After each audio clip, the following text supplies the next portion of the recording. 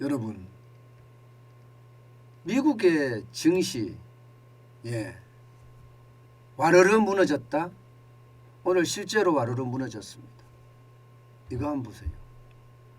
현지 시간 기준으로 5월 5일 나스닥 하락률입니다. 4.99%예요. 엄청나게 떨어졌죠. 그야말로 와르르라는 말이 어울리는 말입니다. 그만큼 말입니다. 완전히 폭락하다시피 했습니다. 폭락했습니다. 5% 넘게 떨어졌다가 그것도 회복한 거예요. 아마 2020년 코로나19의 위기가 덮쳤을 때 이후로 지금 최대 많이 떨어졌어요. 와, 진짜 줄줄이 무너진다는 말이 이를 두고 하는 말인지도 모르겠다, 이런 생각이 듭니다. 여러분 보세요. 장 초반부터 떨어지기 시작하더니 말입니다. 장 중반을 넘어서면서 더 많이 떨어졌어요. 그나마 장 막바지에 조금 상승해줘서 4.99%가 떨어진 것이지, 많이 떨어질 때는 5% 넘게도 떨어졌습니다. 647.17포인트가 빠졌고요. 12,317.69로 마감했습니다. 진짜 어마어마하게 떨어졌죠. 어저께 나스닥이 3% 이상 급등하면서 제가 여러분들에게 말씀을 드렸습니다. 아직 피부에 안 닿아서 그럴 거다. 이게 피부에 와 닿으면 이게 엄청난 충격인데, 0.5%의 금리 인상이라는 게 적은 게 아니잖아요. 그런데 시장의 기대치는 0.75%인데 0.5%만 했다. 이게 작용을 했고요. 또 제롬 파월 연방준비제도 의장의 이야기, 0.75% 자이언트 스텝은 검토한 적이 없다, 이런 말을 하니까 시장은 환호하면서 폭등을 했거든요.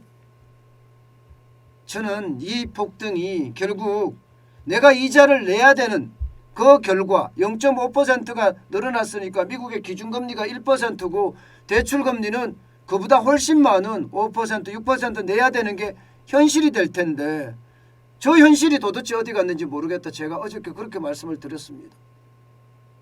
실제로 그 현실이 또 오늘 나타난 거예요. 이게 여러분, 금리는 당장 돈 빌린 사람 입장에서는 내가 이자를 많이 내야 돼요. 그렇기 때문에 시장에 충격을 줄 수밖에 없고요. 여기에다가 앞으로 6월에도 0.5%, 7월에도 0.5%, 좀 심하면 9월에도 0.5%, 이렇게 전보 스텝이 일어난다고 하잖아요. 그러면 시장의 충격은 굉장히 클 수밖에 없습니다. 클 수밖에. 6월 가면 1.5%의 금리가 되는데요. 적은 수치는 아니죠. 그 수치가 결국 시장을 끌어내렸습니다. 어떤 분들은요, 어제 폭등하고 오늘 폭락하니까 이렇게 이야기하더라고요. 어저께 올라간 것은 죽은 고양이가 잠깐 뛰어올란 것뿐이다. 앞으로 금리 인상의 충격은 점점 시장을 짓누를 거다, 이렇게 말입니다. 저도 공감하거든요. 그만큼 말입니다. 시장의 어떤 위험은 커진다, 이렇게 생각을 합니다. 다우산업지수도 마찬가지입니다. 1000포인트가 넘게 떨어져서 1000포인트. 1063.39가 빠졌습니다. 3.12%까지 빠졌어요. 32,997.97로 마감을 했습니다. 여기도 마찬가지입니다. 시장이 열리자마자 그때부터 떨어지기 시작하더니 장 후반으로 갈수록 더 떨어졌습니다.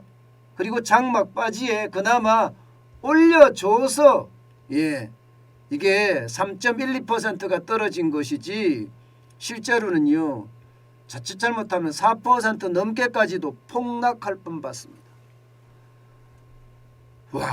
저는 이것을 보면서 시장의 어떤 문제, 앞으로 더 커질 거라고 생각을 합니다.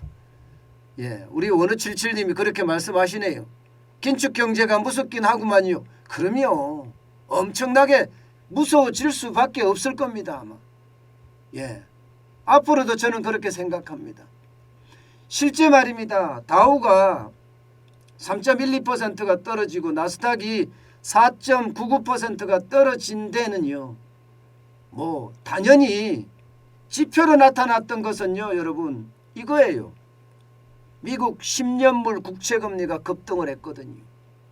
3.1020까지 떨어졌습니다. 빨간 요 원안에 보면요. 장중에 마감은 3.0350으로 마감을 했지만 장중에는 3.1020까지 떨어졌습니다. 이러니까 와우 이건 뭐야? 2018년 이후에 최고치거든요. 예, 10년 만기 국채금리가 올라간다는 것은요. 미국의 금리를 올리니까 국채금리가 올라가게 되고 만약에 앞으로 더 올릴 수도 있다는 거예요. 2018년 기준으로 최고치니까. 그래? 금리가 앞으로 계속 올라가? 이제 체감을 하는 거예요. 체감. 투자자들이 예, 연준에서 0.5% 금리 올린다고 할 때는 그냥 그런가 보다. 예, 시장이 기대치보다 적네? 이러면서 마구 사들였지만 실제 미국 10년 만기 국채금리가 그야말로 급등을 하고 나니까 굉장히 급등했죠. 그죠? 그래프를 보시면 보이시죠? 예, 최저치가 2.9330이에요. 최고치는 2.1020이고요. 이렇게 급등을 하니까 어떡하라 하고 놀란 겁니다. 어떡하라 하고. 놀랄 거라고 예상도 했을 겁니다. 아마. 예, 저는 시장의 위험 앞으로 굉장히 저는 커질 거라고 생각을 합니다. 지금 미국 경제의 어떤 폭락의 어떤 모양새 이게 굉장히 심각하게 굴러갈 거예요. 제롬 파월 연방준비제도 의장 그러니까 중앙은행 의장이죠. 의장은 금리에 대해서 탄력적으로 운영하면서 경기 침체를 막아가면서 가겠다 이렇게 이야기를 하지만 저는 금리를 올리면 어쩔 수 없을 거라고 생각해요.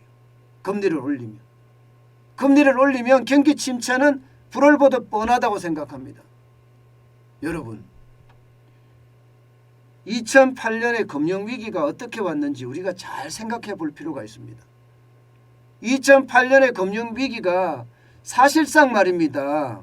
예, 2001년에 왔던 닷컴 버블 이때 거품이 붕괴되면서 사실 시장에는 돈을 많이 풀기 시작을 했습니다. 저는 그 시장에 많이 풀기 시작하다 어느 틈에 너무 많이 풀어졌으니 금리를 올리기 시작했거든요. 그 금리를 올리면서 결국 말입니다. 금리가 쌀 때 집을 샀던 사람들이 많아요. 모기지 대출로 받아서 말입니다. 그러다가 금리가 올라가니까 이자를 감당하지 못해서 모기지 대출 받은 사람들이 전부 디폴트 전부는 아니지만 줄줄이 집 디폴트를 선언했던 거예요. 그래서 미국에서 금융위기가 터졌던 거거든요. 지금 미국에서 저렇게 금리를 올렸을 때 미국의 금융위기가 안 터진다. 저는 이런 보장 없다고 생각합니다. 경기 침체는 분명히 올 수 있을 거라고 생각을 하고요. 집값도 지금 미국도 굉장히 많이 올랐거든요. 굉장히 많이 올랐으면 그에 대한 우리처럼 영혼까지 끌어모아서 대출 받지 않았을까요? 실제로도 많이 받았습니다. 그러면 그게 터지면 글로벌 금융위기도 터질 수 있습니다. 만약에 미국에서 글로벌 금융위기가 터진다 이렇게 되면요. 지금의 어떤 세계 정세하고 맞닥뜨려지면 대공황이 올 수도 있습니다. 우크라이나 전쟁은 계속해서 진행 상황이죠. 그러면 기본적으로 말입니다. 물가 폭등은 가져오는 어쩔 수 없는 상황이에요. 악재 중에 악재입니다. 여기다 중국의 경제 둔화, 세계의 공장이 경제가 둔화된단 말입니다. 그러면 이게 금융위기하고 맞닥뜨리면 그 폭발력은 어마어마할 수도 있습니다. 아직까지 그 정도의 위기까지는 생각하지 않지만 분명한 것은요. 많은 투자자들의 머릿속에는요. 그런 대공황에 대한 어떤 불안감 그거 충분히 있습니다. 충분히 있습니다. 때문에 저는 시장 자체의 위험성이 점점 커질 수도 있다고 생각을 합니다. 있다고. 오죽했으면요. 여러분. 월가의 투자자들 지금 돈을 빼서 현금으로 자꾸 쌓고 있어요. 현금으로 쌓고 있는 걸 보면 시장의 위험이 점점 다가오고 있다는 이야기입니다. 오늘 뉴욕 증시가 이렇게 미국 증시가 와르르 무너진 거, 거의 5% 가까이 무너진 거, 이것은요 이제 시작일 뿐이다. 저는 그렇게 생각을 합니다.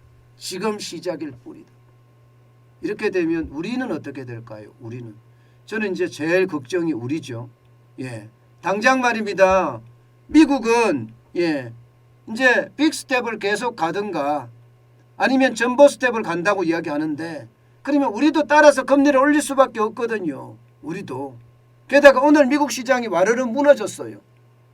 이게 이제 금리 인상에 대한 체감 효과라고 저는 분석하고 싶습니다.